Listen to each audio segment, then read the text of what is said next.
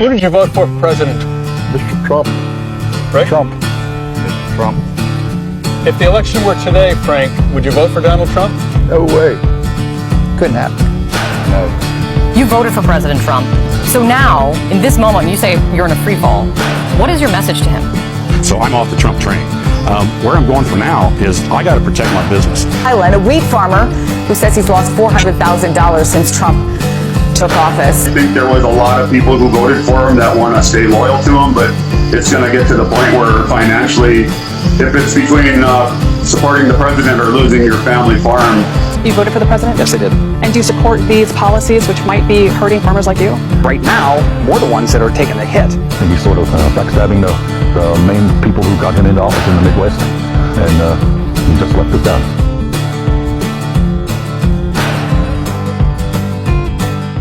Farmers better not get a single dime because they voted to. Don't give them any money. I can't stand it. Do not give these people any more subsidies. They already get a bunch of subsidies, get government handouts, and then vote to take away government handouts to other people who actually need them. Don't do it. They better not see a single TikTok. One more thing about the farmer struggle that's going on right now. I don't want anyone to be out of work, out of food, out of home. I don't want that for anyone, even maggots. I don't even want that for them. But the Orange Man hurt farmers in his first term, and you were begging for bailouts, and I don't remember if you got them or not. You must have, because you're still here. And you voted for him again. So I don't know if you understand what that means. That's a lesson that racism is expensive. This is what it costs to be racist. You might lose your farm. The rest of the country will lose access to whatever it was you were growing, because some of it surely was sold locally. The cottage industries that depended on you are going to suffer. This is all the price of racism. You don't seem to understand. Racism is expensive, and voting for the Orange Man is a big yay for racism. Even I can do that math. Reaping what you sow is like farming 101. These guys really don't know what they're doing, do they? We've just been giving these farmers money, and they don't understand the basics of farming, of the FAFO, you know? So, yeah, I mean, I don't want BlackRock to come in and buy all this shit, but I don't know if we have the right people farming for us. I don't think we do. My beautiful humans. So I'm scrolling through the tickety talk, and I'm seeing a lot of farmers on here crying. And I just want to make one thing very, very, very clear. I have fucking zero sympathy for you. You're getting what you voted for. It will make things really rough on us, and it is already, especially with getting food for my food truck. My prices have increased dramatically, and it's hard to get stuff now. So you voted against your interests, and I have zero sympathy for you. It's actually funny to watch. I'll be fine in here. We'll pull through. We always do. But you guys, you guys thought we were bullshitting. You guys thought that it was all dramatics. What are you thinking now? Unfortunately, now they are reaping the consequences of what they voted for. Hey, beautiful people, welcome to my YouTube channel. Thank you for stopping by. So all credit goes to the creators in these videos. So guys, farming has always been a way of life, right, for these people. Behind all the barns, behind the fields, the farmers are now facing struggles of their everyday life. They are facing food crops that cannot be harvested. They are facing the fact that they don't even have the finance to maintain their farms. They are facing the fact that they cannot even find enough farm hands anymore because of the deportation. So they are facing labor shortages.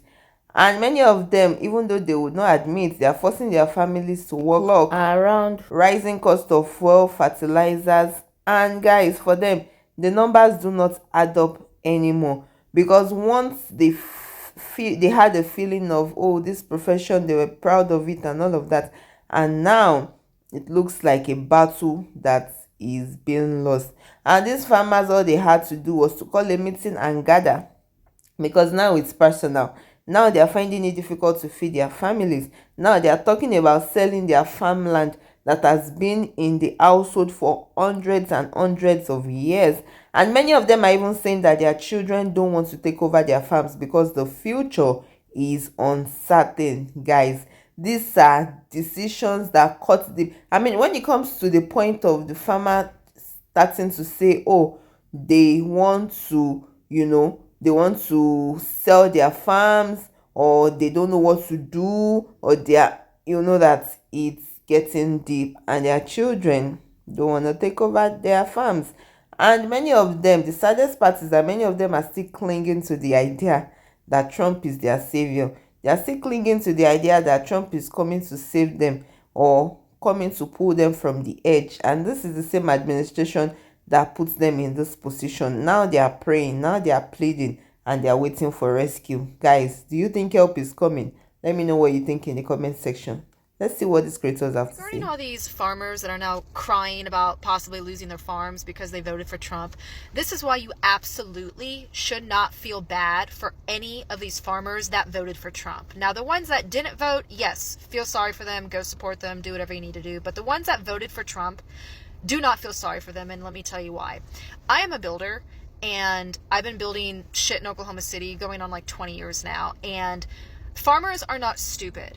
If you have the ability to manage a farm and understand the weather, the climate, your machinery, the chemistry that goes into your crops, you are not a stupid person. You're just not.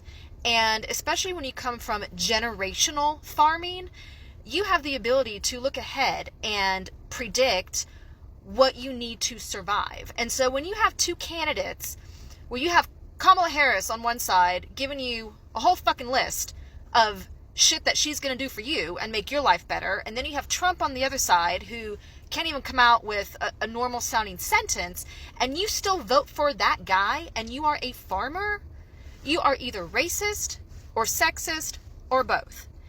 And they're only crying now because now they are being treated exactly how they voted for other people to be treated. Got that? They are being treated how they voted for other minorities, people of color, everybody else, poor people, sick people. That's how they voted for other people to be treated. And now they're the ones being treated that way by losing their livelihood, their homes, their income, their farms. So do not feel sorry for them. This is exactly what they had coming. Quick follow-up as to why exactly would Trump be doing this to farmers anyways, and I'm guessing 99% chance it's because he wants to bankrupt farms so his corporate buddies can come in and do a land grab. Basically what you have been seeing the last few years, major companies buying up a bunch of rental houses and jacking up the price of rents, and it's all going to corporations. It's probably something similar to let these farms go to foreclosure and his corporate buddies be able to come in, swoop them up, and now you've got bigger companies involved in more of our day-to-day. Government steps in to save them. Farmers have no one to turn to but God. God? Y'all can't pray to God when y'all worshiping the devil? Y'all see this shit right here? Arkansas's farmers are surprised that the tariffs affected them. Who would have known? Not like we had economists. Not like we had a VP who said it. Not like folks made video after video explaining how tariffs work. Farmers affected by what Trump did? No way. You know what the problem is though? They so used to everybody in this country getting their ass whooped. They don't even realize they in the fight too. Getting knocked upside their head. You gotta understand racism is expensive. Racism comes with a price. This is why only a certain group of people actually benefit from racism, and it ain't poor white folk. Y'all praying and asking for help from the same government that put y'all in this situation. And 70%, you know how big 70% is? 70% of farmers still believe that Donald Trump is going to help them. 70% of those poor farmers that are losing their farms right now really believe that Donald Trump is going to come in and help them? Thoughts and tariffs. Thoughts and tariffs. These farmers out here, and you're losing your farm, or you're close to it, and you're wondering why all the liberals don't care and why we're being cruel. Because we begged you to care. We begged you to vote for the person who was going to help you. And instead you voted for the one guy who did not care for you at all. Boo-boo. He bankrupted a casino. The hell you think he's going to do with your farm? Like I said, you enjoy your misery. You enjoy losing your house and your farm. We told you. We told you what was going to happen. So don't come over here crying. I do not care. I don't care. Listen, I'll go outside and eat the bark off of a tree before I will ever care about you or any MAGA or any conservative Republicans ever again. MAGA farmers and MAGA farmers only. If you're not a MAGA farmer, go ahead and scroll. Hi guys. It appears as though you were suffering the first consequence for your actions in your entire life. You were told in excruciating detail what was going to happen if you voted for Donald Trump. And because you didn't believe anyone, you voted for him anyway. And now your crops are rotting in the fields because he deported all of your workers. Your money is drying up because there's no one to buy these crops from you because he shut off all exports due to this weird global game that he has no clue how to play. And it appears as though you generational farmers are going to be losing the land that has been in your families for generations. And so you're begging to be bailed out so that that doesn't happen. We're not doing it this time. You've managed to get away throughout your entire lives and your entire careers of having no consequences for the choices that you make. The choices that affect others, but never affect you because you always get a government bailout. You don't want your tax dollars to go to the welfare queen who's using food stamps to feed her kids, but you've got your hand out like Mona Lisa Saperstein asking for money anytime anything goes slightly wrong for you.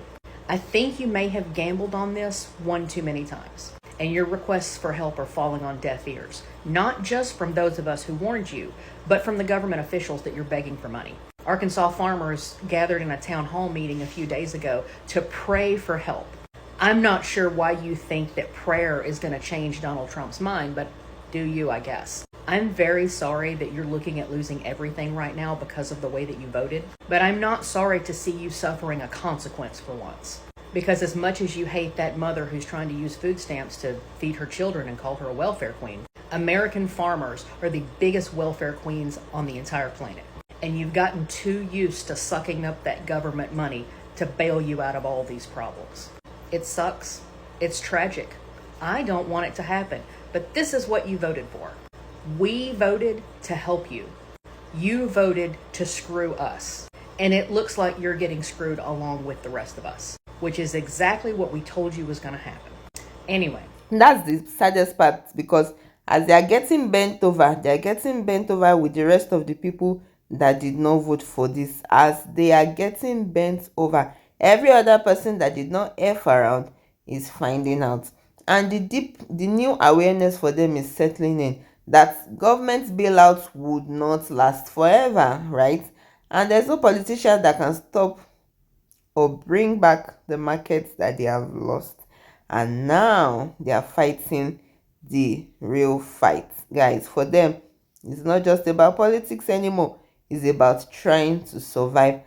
And reality is setting in for them. It's now like survivor of the fittest, because from adapting, now they are enduring and they are facing the storm, and they are discovering the hardest lesson of all time, that voting against your self-interest, this is what it brings. Guys, let me know your thoughts in the comment section. I really want to hear from you. And if you have found value in this video, don't forget to like, share and subscribe, and I'll see you in my next video. Please stay safe. Mental health is important. Ciao.